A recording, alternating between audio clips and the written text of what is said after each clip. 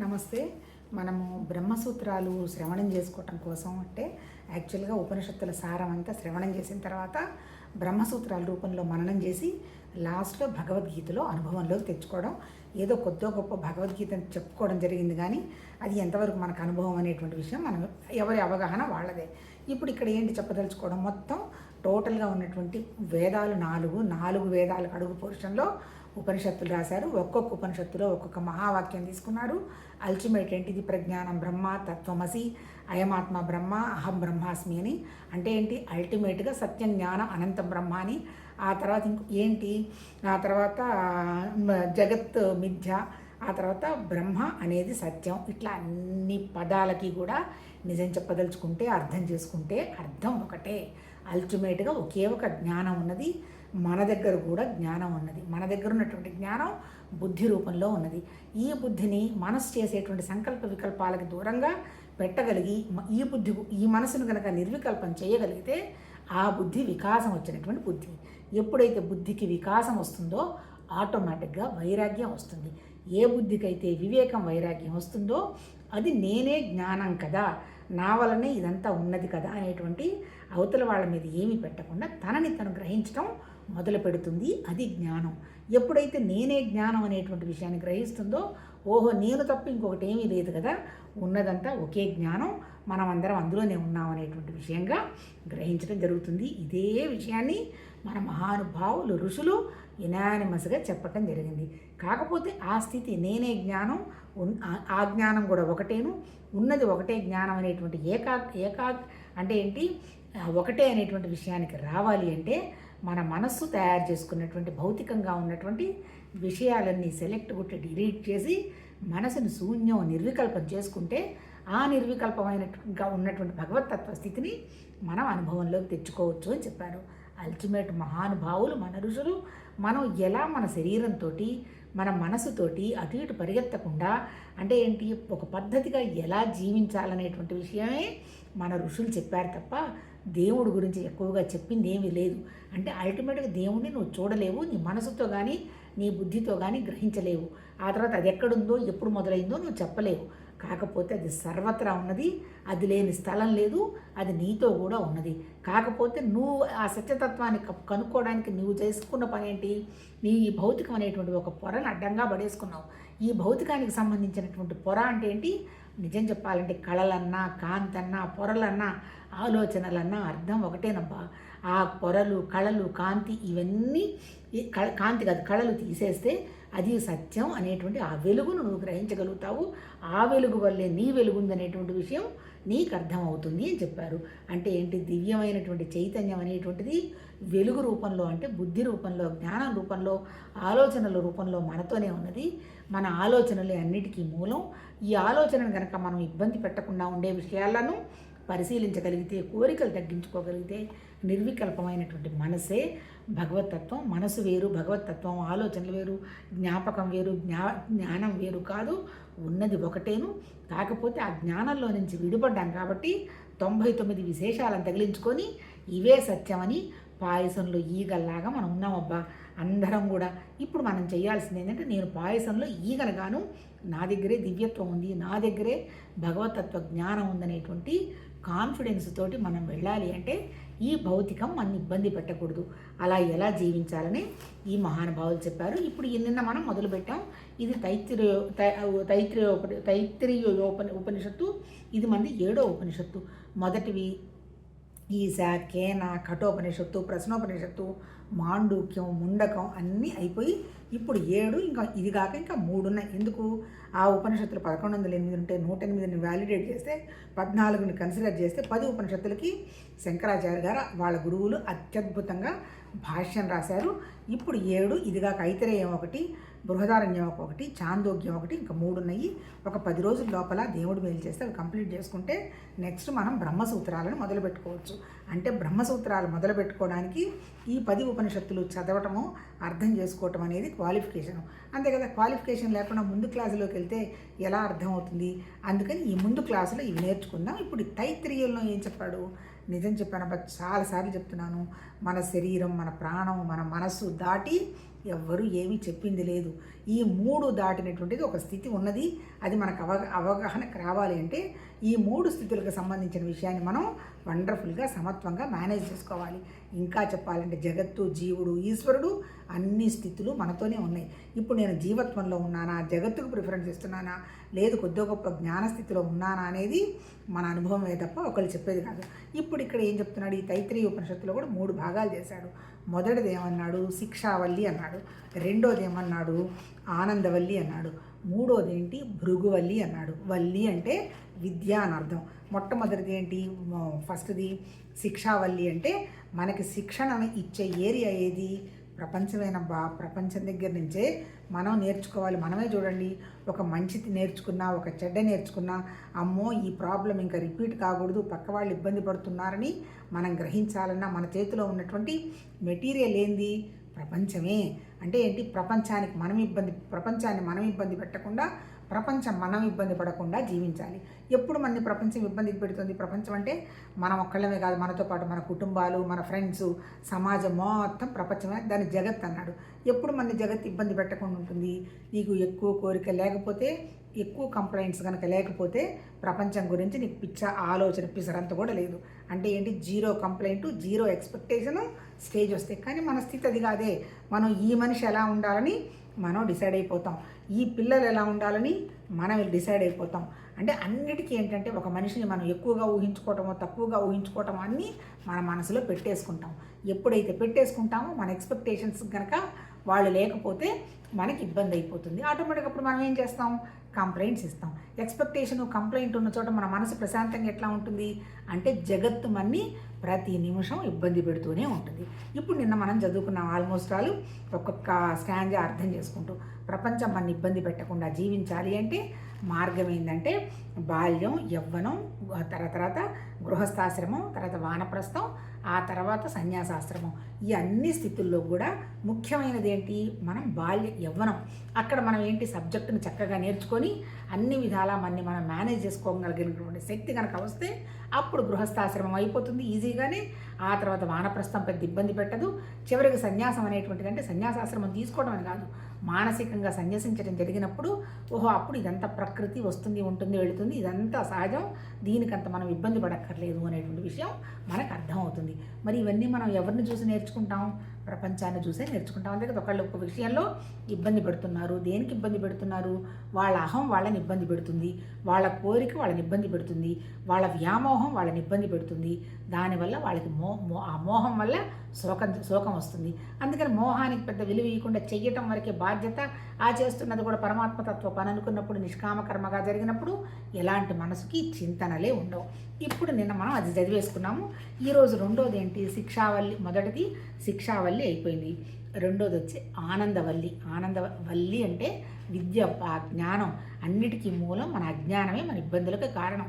ఎలా మనం విద్యతోటి అజ్ఞానాన్ని పోగొట్టుకోవచ్చనే ఆ మహానుభావులు మన ఋషులు చెప్పడం జరిగింది.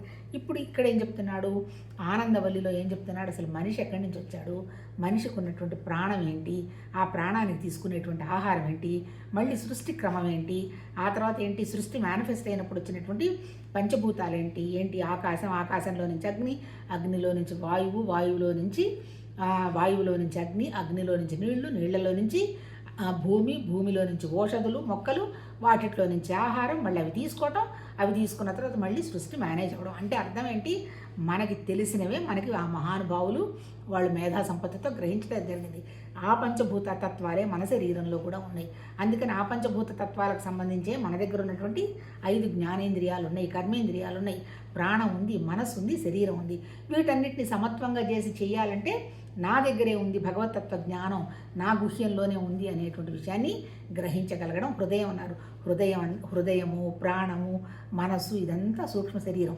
మనం గుహ్యం గ్రహించేది ఎక్కడ, బుద్ధిలో గ్రహిస్తాం. అంటే ఇక్కడ చెప్పింది ఏంటి, భగవతత్వం అనేది, హృదయం అనేది నీ మామూలు హృదయం కాదు, ఎడం పక్కన ఉండే హృదయం కాదు, సెంటర్లో ఉండేటువంటి ఒక పైనుంచి ఒక 12 ఏదో అంగుళాలు ఏదో చెప్తాడు, అక్కడ సెంటర్లో ఉండేటువంటిది అది ప్రాణం. ఆ ప్రాణాన్ని మనం గ్రహించేది బుద్ధి. అంటే ప్రాణం, బుద్ధి కలిసే ఉన్నాయి. భగవతత్వం చెప్పాలంటే బుద్ధే అంటాడు. అల్టిమేట్గా అన్నీ తెలుస్తున్నది బుద్ధే కదా. ఈ బుద్ధికి వివేక వైరాగ్యం వస్తే నా దగ్గర ఇది ఉందని తెలుస్తుంది. వివేక వైరాగ్యం రాకపోతే నీ ఎదురుగా ఉన్న ప్రకృతి సత్యం అని తెలుస్తుంది. ఇదే విషయాన్ని చెప్పాడు. ఒక్కొక్క మంత్రం కొంచెం తొందరగా చదివేసుకుందాం. మళ్ళీ ఇంకా 3 ఉన్నాయి ఉపనిషత్తులు, 10 రోజుల్లో కంప్లీట్ అవ్వాలి.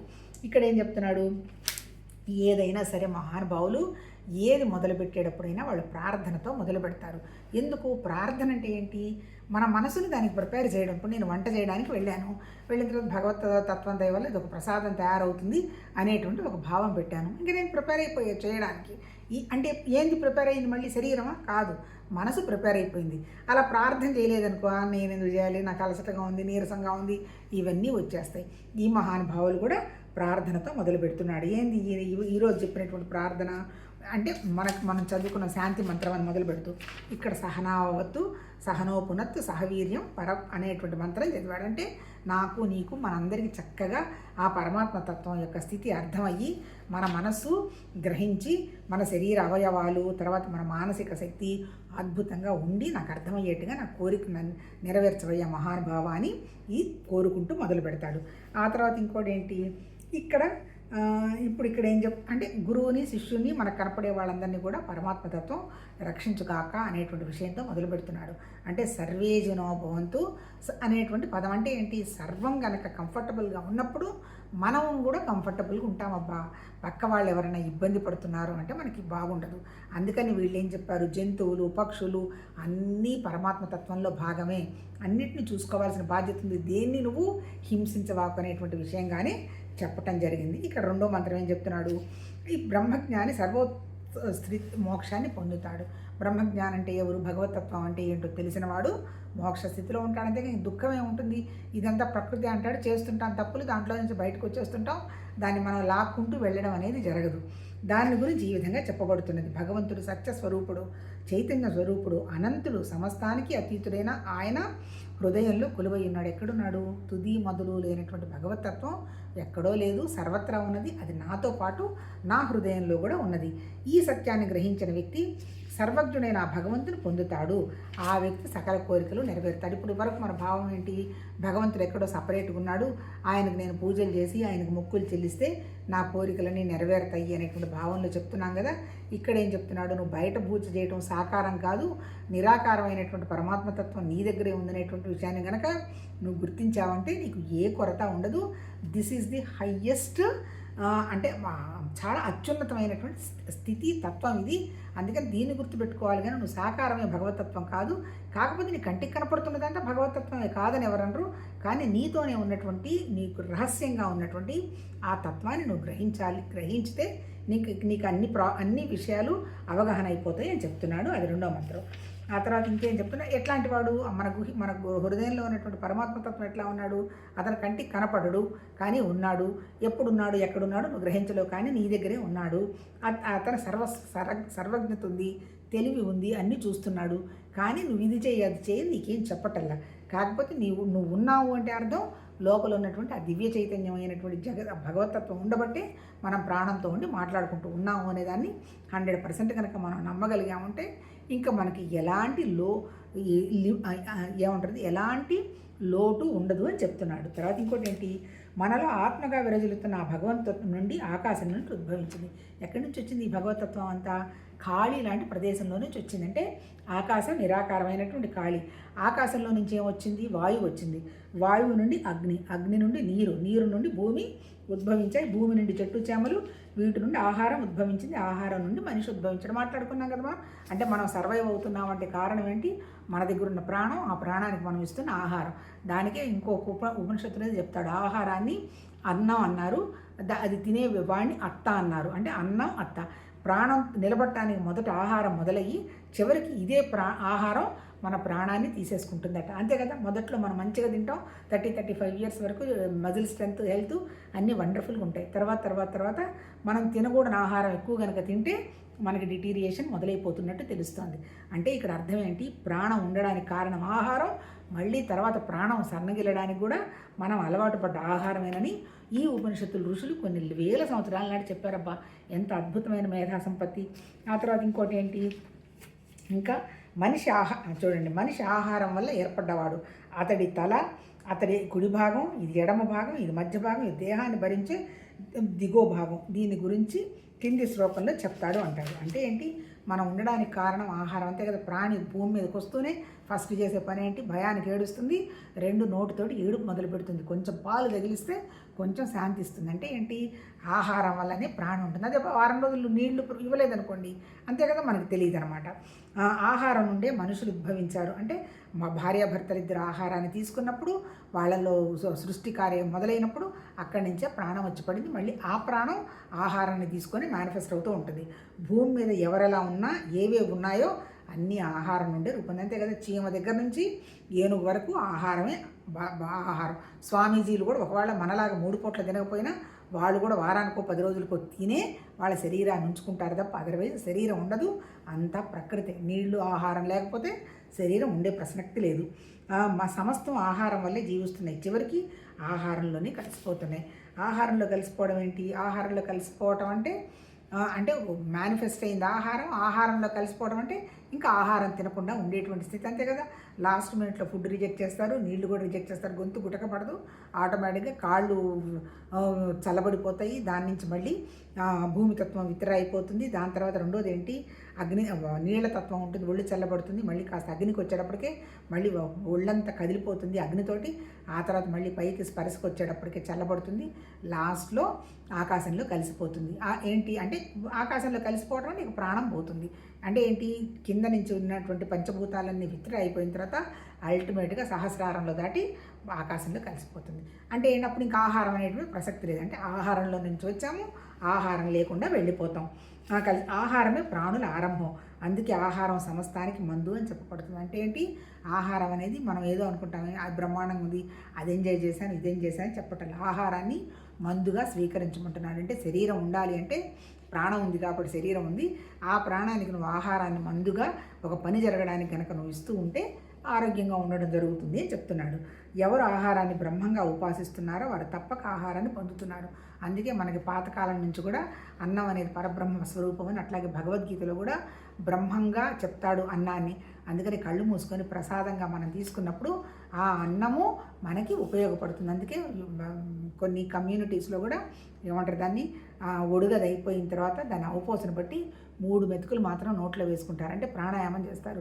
శరీరానికి ఒక మెతుకు, ఆ తర్వాత ఇంకోటి ఏంటి, ప్రాణానికి ఒక మెతుకు, మన బుద్ధి మనసుకు ఒక మెతుకు ఇచ్చుకుంటారంటే ఏంటి, ఆహారం అనేది అది భగవతత్వ స్వరూపంగా దాన్ని నీళ్లతోటి నివేదించి అప్పుడు తీసుకుంటారన్నమాట. సరే, ఇప్పుడు ఏమంటున్నారు, ఆహారం నుండి ప్రాణులు ఉద్భవిస్తున్నాయి, ఉద్భవించిన ఆహారం వల్లనే వృద్ధి పొందుతున్నాయి. ప్రారంభంలో ప్రాణులు ఆహారాన్ని తింటున్నాయి, చివరికి ఆహారమే ప్రాణాలను భక్షిస్తుంది. కనుక ఆహారం అని అన్నం పిలువబడుతుంది. ఇప్పుడు నేను చెప్పుకున్నాను కదా. అంటే ఏంటి, మన మొట్టమొదటి ఆహారం వల్లనే మన బాడీ పెరుగుతుంది, ఆరోగ్యంగా ఉంటుంది చాలా రోజుల వరకు. తర్వాత ఎప్పుడైతే ఇంకా అదే ఆహారం మళ్ళీ మనల్ని తినడం మొదలేస్తుంది. ఎందుకు, తినడం తర్వాత ప్రాణం సన్నగిలిపోతూ ఉంటుంది. మొదట శక్తినిచ్చినటువంటి ఆహారం, ఎక్కువ ఆహారం తీసుకుంటే అది ఆ ఆహారమే మళ్ళీ ప్రాణాన్ని తినడం మొదలుపెట్టి ప్రాణం మళ్ళీ ప్రాణంలోకి వెళ్ళిపోతుంది. అంటే అర్థం ఏంటి, ఆహారం వల్లనే మనం బతుకుతున్నాము, ఆహారమే దేవుడు, ఆహారమే దైవత్వం, ఆహారమే ప్రాణం. కాకపోతే మనం ఏ విధంగా ఆహారాన్ని తీసుకుంటున్నాము అనేది ఇక్కడ విషయం. నువ్వు ప్రసాదంలాగా ఆహారం తీసుకున్నప్పుడు నీ ద్వారా నీ శరీరం ఒక ఉపాధిలాగా మంచి పని కోసం ఉపయోగపడుతుంది. లేదు, నీ కోసమే నువ్వు తీసుకున్నప్పుడు ఆ ఆహారమే మళ్ళీ మన ప్రాణం తీయడానికి పూనుకుంటుంది అన్నారు. అందుకని ఆహారాన్ని అన్నం అన్నాడు. అత్త అంటే తినేవాడు అన్నాడు. అంటే ఏంటి, ఆహారం తినేవాడు అంటే తినకూడనివి కనుక తింటూ మొదలు పెట్టేస్తే ఈ అన్నమే ఈ తినేవాడిని హరించేస్తుంది అంటారు. అంటే ఏంటి, ఇక్కడ మనసు ప్రాణం కలిసి వచ్చాయి. మనసుకి మనం లోపలికి ఆలోచనలు ఆహారం ఇస్తున్నావు, శరీరానికి ఆహారాన్ని ఇస్తున్నాం. శరీరానికి ఇచ్చే ఆహారం ఎంత అవసరమైతే అంత ఇవ్వాలి, మనసుకి ఇచ్చే ఆలోచనలు మంచి ఆలోచనలు ఇవ్వాలి. అప్పుడు రెండు సమత్వంగా పనిచేసి శక్తివంతంగా పనిచేయడం జరుగుతుంది. అలా కాకుండా వయసు వచ్చిన తర్వాత కూడా ఆహారం మీద కనుక నియంత్రణ లేకపోతే ఆ ఆహారమే మనల్ని తినడం మొదలు పెట్టేస్తుంది అని ఋషులు ఎన్ని వేల సంవత్సరాల నాడు చెప్పారో అర్థం చేసుకున్నాం అబ్బా. అందుకే కదా ఈ మధ్య కాలంలో రీసెర్చ్లో కూడా చెప్తున్నారు కదా, గట్టుకు ఒక బ్రెయిన్, బ్రెయిన్కి ఒక గట్టుకు సెకండ్ బ్రెయిన్ అని. అంటే అర్థం ఏంటి, ప్రాణం అనమాట. మనం తీసుకునేది ఆహారం ప్రాణానికి. అందుకని ప్రాణం మంచి ఆలోచనలో తీసుకుంటే మంచి బ్యాక్టీరియా పెరుగుతుందని ఆ రోజుల్లోనే చెప్పారు. మంచి బ్యాక్టీరియా పెరగాలంటే అనుష్ఠానం ఉండాలన్నారు. పొద్దున్నే నిద్ర లేవడము, సూర్య నమస్కారాలు, సూర్యుడికి ఒక ఎక్స్పోజ్ అవ్వడము, ఆ తర్వాత కొద్దిగా గొప్ప పూజ పునస్కారం చేసుకొని మనసును మంచి పద్ధతులు పెట్టుకొని శుచిగా చేసుకునేటువంటి ఆహారాన్ని తీసుకున్నప్పుడు అది మనకి మనం లోపలికి తీసుకొని మనం వచ్చిన పని ఏంటి అనేటువంటి విషయానికి ఉపయోగపడుతుంది. అంతే తప్ప ఆచారాలన్నీ కూడా ఆరోగ్యం కోసం, శరీరం ప్రాణం మనసు కోసమే పెట్టింది తప్ప దేవుడు ఎక్కడో ఉన్నాడనేటువంటి విషయం ఇప్పటి వరకు ఈ ఉపనిషత్తుల ఋషులు కూడా ఎక్కడ చెప్పాల. నువ్వు లేనిది ఏది లేదు. అందుకని నీకు ఇచ్చినటువంటి నీ శరీరాన్ని, నీ పరమశి మూడింటిని ఆనందం కోసం పెట్టుకో. ఆనందం అంటే మళ్ళీ భౌతిక ఆనందం కాదు. అంటే ఎట్లా, నేనే శరీరం అంటే భౌతిక ఆనందం, నేనే ప్రాణం అంటే కొంచెం బెటరు. కొద్ది కాదు, నా దగ్గర మనసు ఉంది, ఆలోచనలు నడిపిస్తున్నాయి అంటే ఇంకొంచెం బెటరు.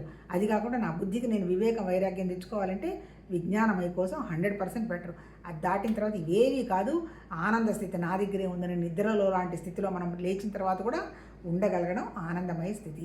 అవన్నీ అంటే ఏంటి, ఇవన్నీ కూడా స్థితులే. ఈ స్థితులన్నీ ఎక్కడున్నాయి, మళ్ళీ మన మనసులోనే ఉన్నాయి.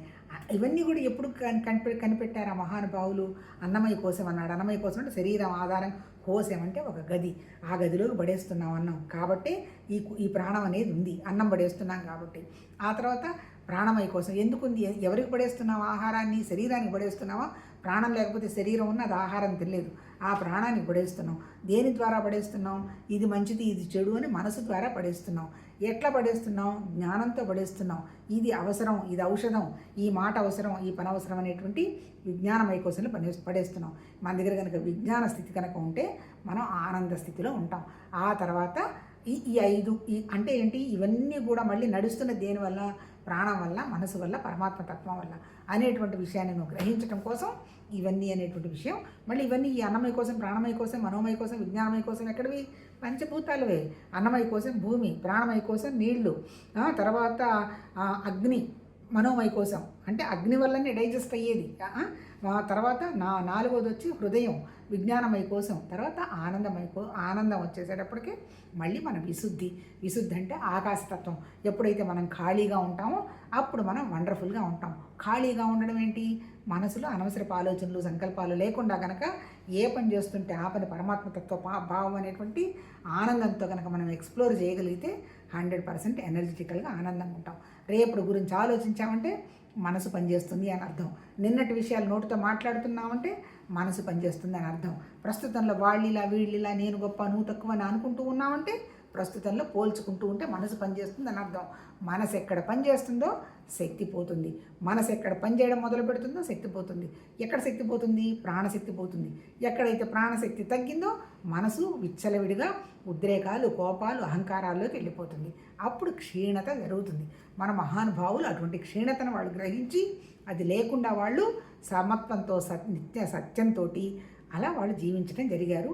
మనకి కూడా మహానుభావులు అలా అందిస్తున్నారు. అంటే ఇప్పుడు ఆహారం గురించి ఎంత గొప్పగా ఇది ఈ తైత్రేయ ఉపనిషత్తులో చెప్తున్నారో మనం అర్థం చేసుకోవచ్చు. లాస్ట్లో ఒక్కటి చదువుకొని ఇది ఒక 2 days పడుతుందేమో, కంటిన్యూ చేద్దాం. ఆహారం చేత రూపొందిన బాహ్య దేహం కాక మరొక దేహం ఉంది. ఇప్పుడు శరీరానికి సంబంధించి చెప్పాడు, ఆహారం అనేది ఔషధంగా ఇవ్వాలి, ఆహారం వల్లనే ప్రాణం ఉన్నది అని. అదిగాక ఇంకేముందంటున్నాడు, ఇంకొక దేహం లోపల ఉన్నది, ప్రాణశక్తులచే రూపొందింది, స్థూల దేహం చేత దీంతో పరిపూర్ణం అవుతుంది.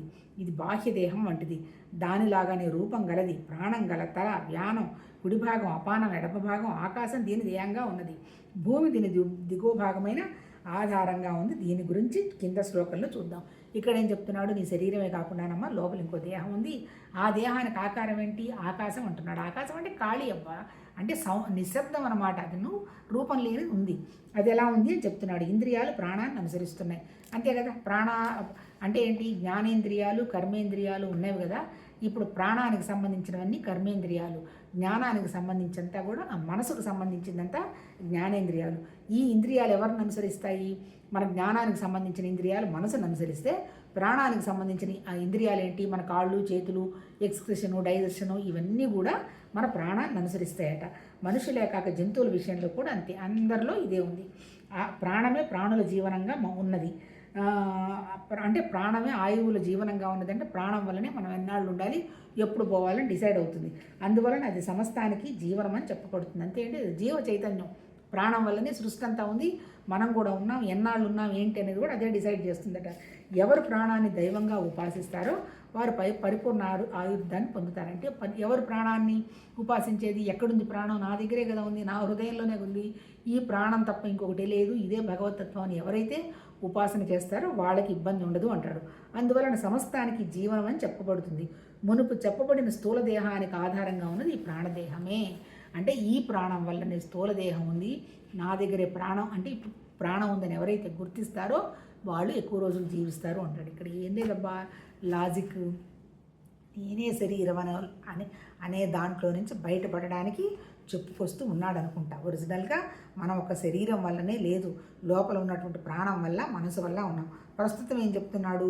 నువ్వు శరీరం ఎంతవరకు ఉన్నావు అంటే ప్రాణం వల్ల ఉన్నావు, ఈ ప్రాణం ఎందుకు ఉంది, నువ్వు ఆ ప్రాణాన్ని గుర్తించావు అంటే మంచుకుంటావు అనేటువంటి విషయాన్ని చెప్తున్నాడు. తర్వాత ఇంకా మనసు గురించి చెప్పబోతాడు, చూద్దాం. స్థూల దేహానికి ఆధారంగా ఉన్నది ప్రాణమే, ప్రాణం వల్లనే ఉన్నాం. ప్రాణులచే రూపొందించిన దేహం కాక మరొక దేహం ఉన్నది, ప్రాణం కాకుండా ఇంకో దేహం ఉందంటాడు. అది ఈ దేహం లోపల ఉన్నది, మనసుచే రూపొందించింది. చెప్పాను కదా, ప్రాణదేహం దీనిచే నింపబడి ఉంది, స్థూల దేహం లాంటిది, దాని మాదిరే ఆకారం గలది. యజుర్వేదం దీని తల, ఋగ్వేదం కుడిపక్క, సామవేదం ఎడమ పక్క, భగవద్ధాజ్ఞ దీని దేహంగా ఉన్నది, అధర్వణ వేదం దీని దిగువ భాగమైన ఆధారంగా ఉంది. దీని గురించి శ్లోకం చెప్తానంటే ఏంటి? నీ శరీరమే కాదు తల్లి, నీ శరీరంతో పాటు నీ ప్రాణం ఉంది, ప్రాణం కాకుండా నీ కనపడకుండా ఇంకోటి కూడా ఉంది, అది మనసు. ఆ మనసు ఏంటి? ఇప్పుడు వేదాలు చెప్తున్నాడంటే వేదం అంటే జ్ఞానం అని కదా, అంటే ఆ రూపంగా ఉంది అంటాడు. అంటే ఖాళీ లాంటి ప్రదేశం లాంటిదేగా, నీకు కనపడకుండా ఉన్నదేగా నీ ప్రాణం, నీ మనసు. ఓన్లీ కనపడేది ఒక శరీరమే కదా. ఈ శరీరం ఉండడానికి కారణం ఆ ప్రాణము, మనసు అని చెప్పబోతాడు. ఎవరిని పొందలేక మనస్సు వాక్కు వదిలిపోతుందో ఆయనే భగవంతుడు. ఇప్పుడు నేను చెప్తున్నాను, ఎవరిని పొందలేక మనసు వాక్కు వెళ్ళిపోతుందో ఆయనే భగవంతుడు. ఇప్పుడు నేను వాక్కుతో చెప్తున్నాను భగవతత్వం ఉంది అని, ఎవరు చెప్తున్నారు? మనసు చెప్తుంది. ఇప్పుడు ఈ మనస్సు వాక్యం అన్న భగవతత్వాన్ని పొందుతుందా? పొందటల్లా. కానీ ఎక్కడో మొదలైంది భగవతత్వం అనేది.